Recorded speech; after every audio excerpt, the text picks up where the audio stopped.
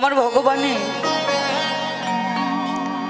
এমন একটি লীলার দৃষ্টান্ত দিচ্ছি। একজন মার ছেলে সন্তান যখন জন্ম হয়, ছেলের যখন 7 বছর বয়স, বাবা মা তখন অনেক কষ্ট করে ওই ছেলেটাকে মানুষ করে, পরের বাড়িতে ঘটি বিক্রি করে গো। দেখুন একদিন তার মা ওই ছোট্ট ছেলের নাম রেখেছিল গোপাল। একদিন ওই মা গোপালকে একটি পাঠশালায় ভর্তি করে দিয়েছে। পাঠশালাতেই যায়, কিন্তু গোপাল যে পাঠশালাতে পড়তে যায় প্রত্যেক দিন, ওই পাঠশালা হতে যাবার সময় বিশাল বড় একটি জঙ্গল। ওই জঙ্গল হয়ে যাবার সময় গোপালের বড্ড ভয় করে। গোপালের যখন ভয় করে, একদিন বাড়ি এসে মার কণ্ঠটা জড়িয়ে ধরে বলছে, জানো মা, আমি না কাল থেকে আর ওই পাঠশালাতে পড়তে যাব না। কাল থেকে আমি আর যাব না ওই পাঠশালায়। কেন খোকা, কেন যাবি না বাবা? জানো মা, ওই পাঠশালাতে যাবার কালে ওই জঙ্গল পথ হয়ে যাবার সময় আমার বড্ড ভয় করে।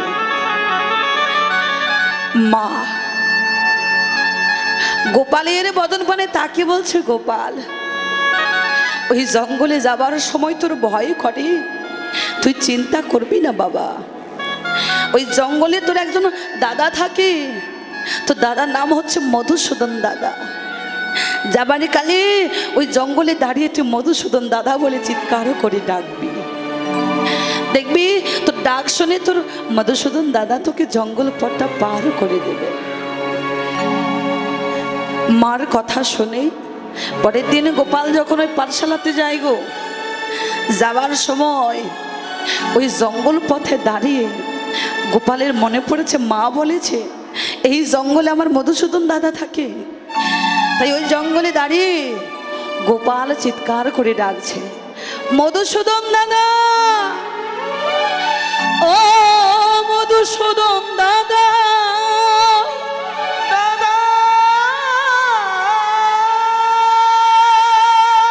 একবার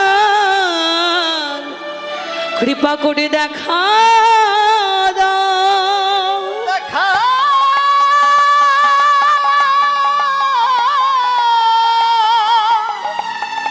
এবার দেখা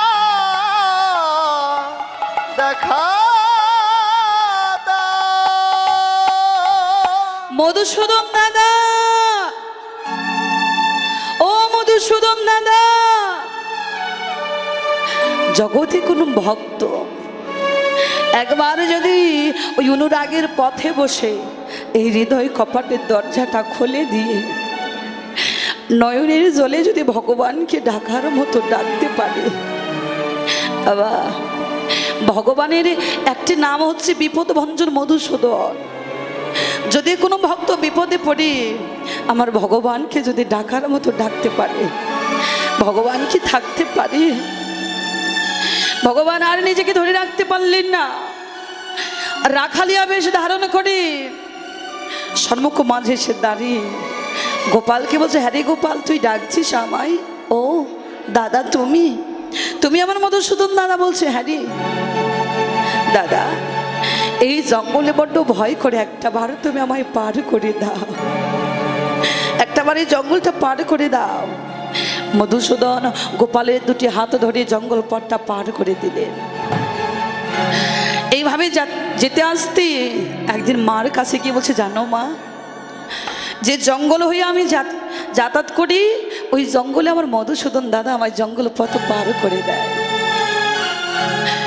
মা মনে মনে চিন্তা করছে, ঠিক যেন কোনো বনের রাখালও হতে পারে, এটা ভেবেই চলছে।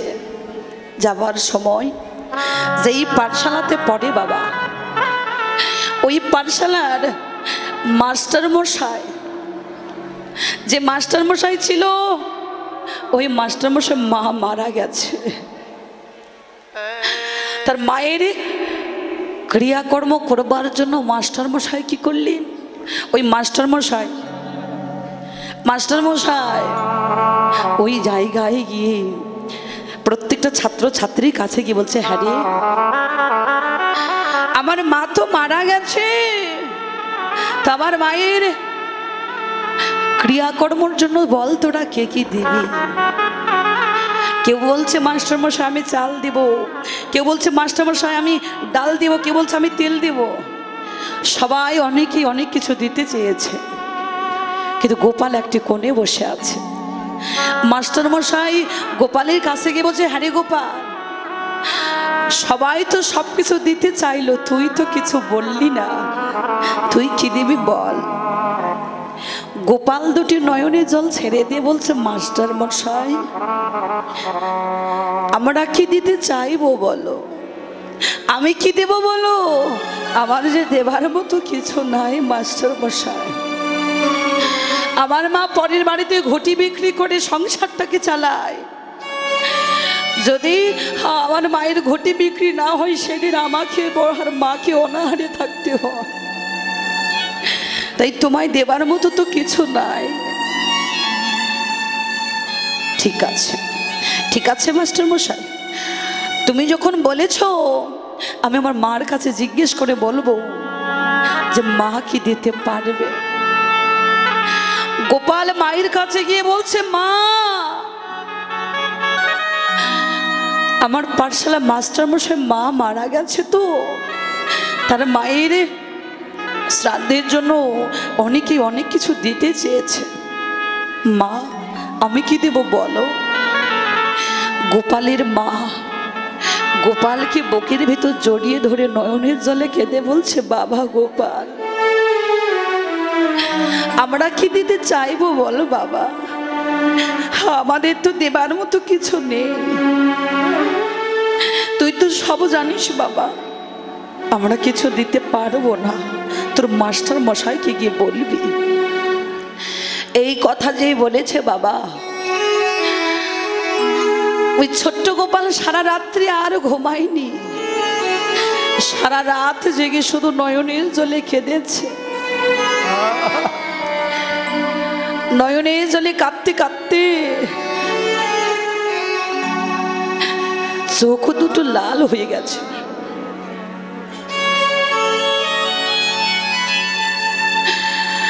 চোখের জলে বালিশ ভেজে গেছে। পরের দিন মধুসূদন গোপাল পরের দিন যখন জঙ্গল পথ হয়ে যাচ্ছে, যাবার সময় জঙ্গল পথে দাঁড়িয়ে মধুসূদন দাদাকে ডাকছে, মধুসূদন দাদা, ও মধুসূদন দাদা, একটা বার তুমি দেখা দাও দাদা। রাখালিয়া বেশ ধারণ করে বলছে, হ্যারি গোপাল, এই গোপাল তোর চোখ দুটো মন লাল হয়ে গেছে কেন? মনে হয় সারা রাত তুই ঘুমাতে পারিস নি, তাই না রে? দাদা আমি সারা রাত ঘুমাবো কি করে? সবাই আমার ওই পাঠশালাতে আমার মাস্টারমশাই মায়ের ক্রিয়াকর্মের জন্য অনেকে অনেক কিছু দিতে পারলো, আমি কিছু দিতে পারলাম না দাদা।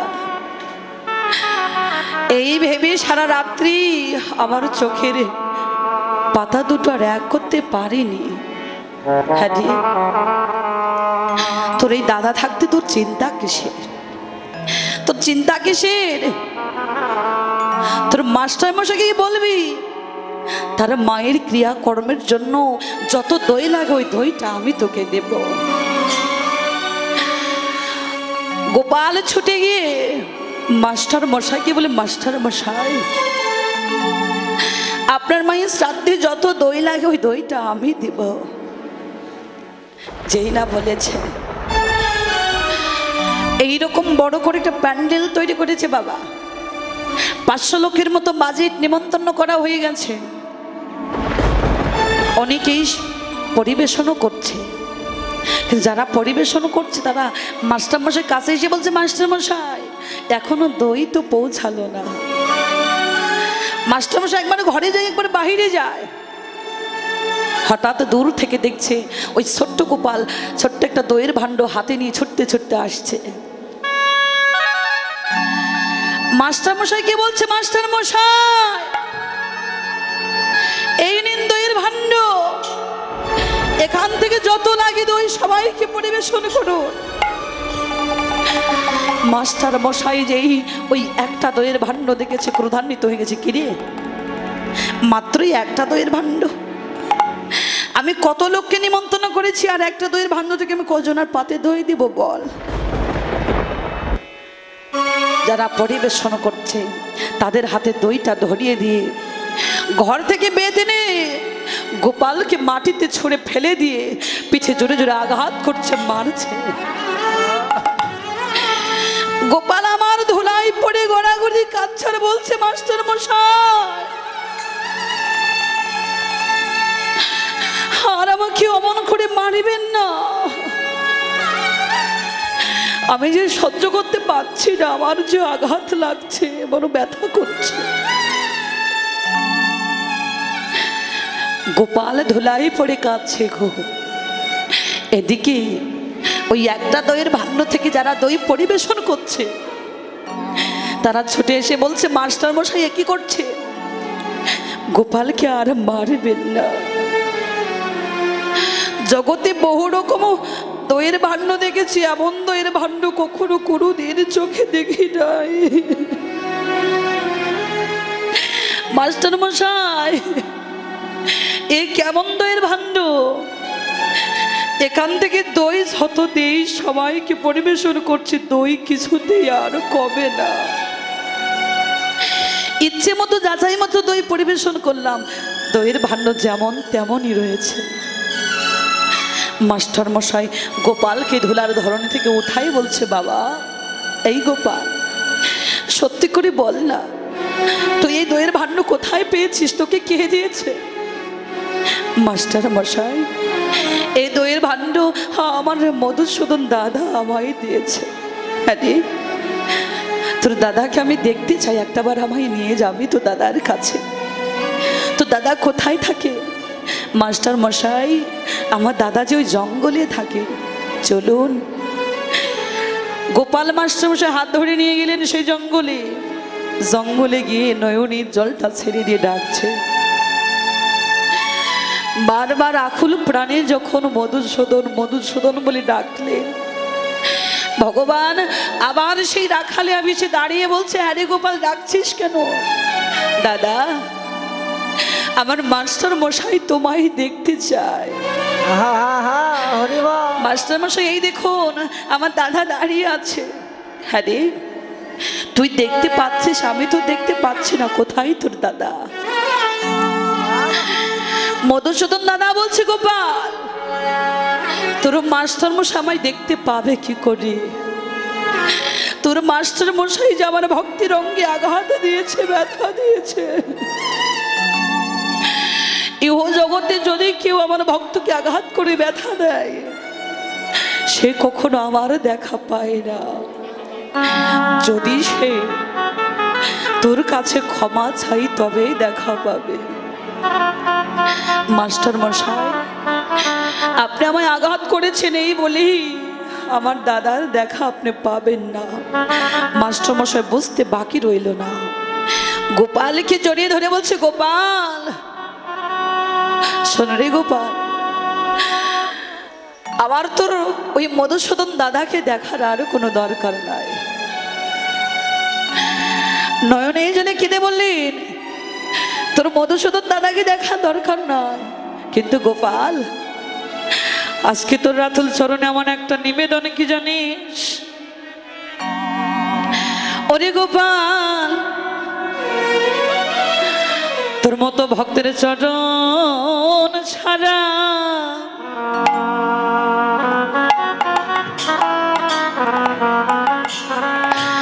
যেন আমায় করে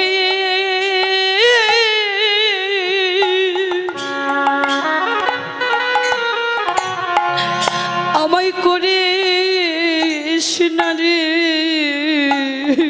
ভক্তে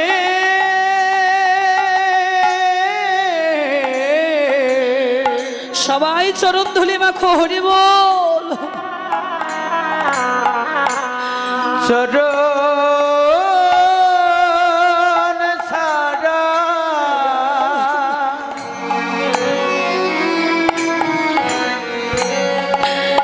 করে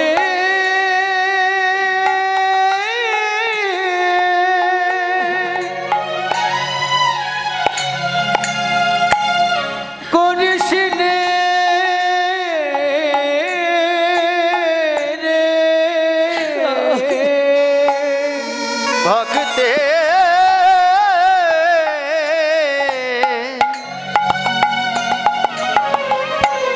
ভক্তে চরণ ছাড়া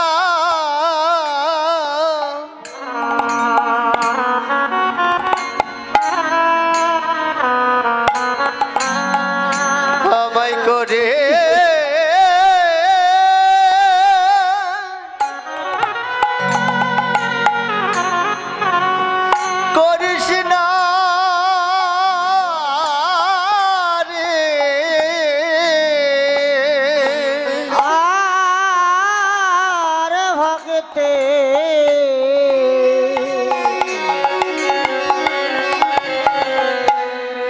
ওই চরণ ভক্তের চরণ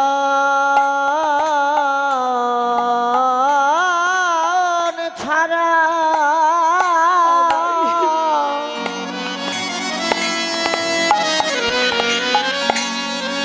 আমায় করে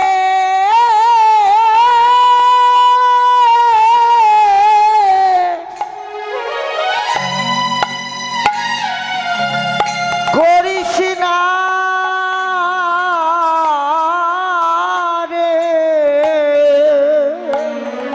গোপাল তোর ওই চরণে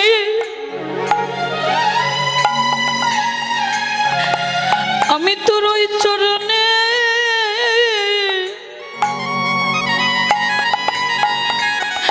চরণে বড়ই হরি অপরাধী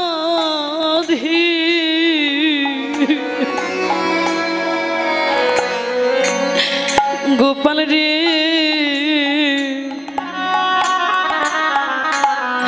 তোর ওই চরণ ছাড়া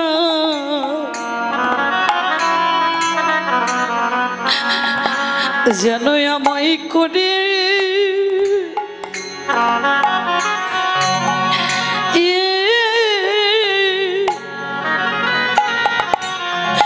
আমায় করে সিনারি আমি তোমার ওই চরণে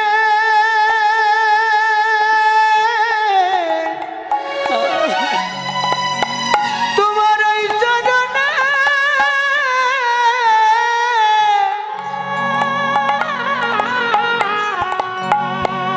আমি বড়ই অপরাধী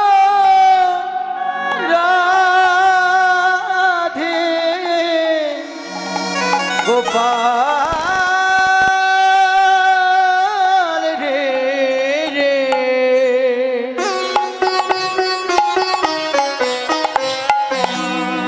আমায় চরণ সারা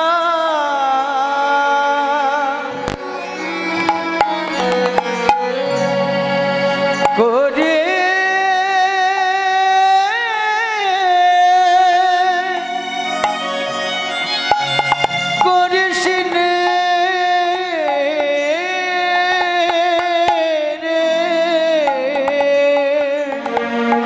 গোপাল তোর ওই চরণে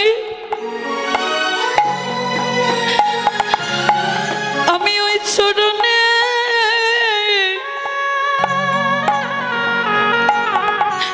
বড়ই অপরাধী তোর চরণ ছাড়া করিস না রে তোমার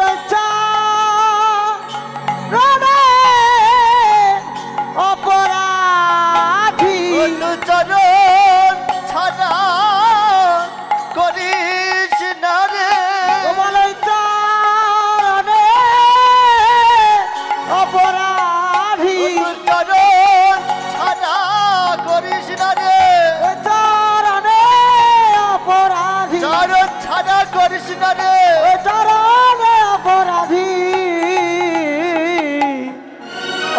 চরণ ছাড়া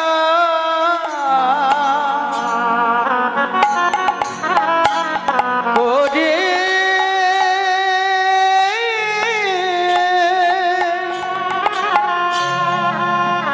করিস নে রে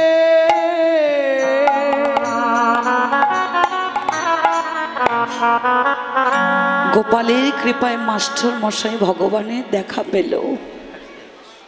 দেখো আজকে ইহু জাগতিক জগতের মাঝে অহংকারের বলে কখনো কোনোদিন ভগবানকে লাভ করা যায় না গো।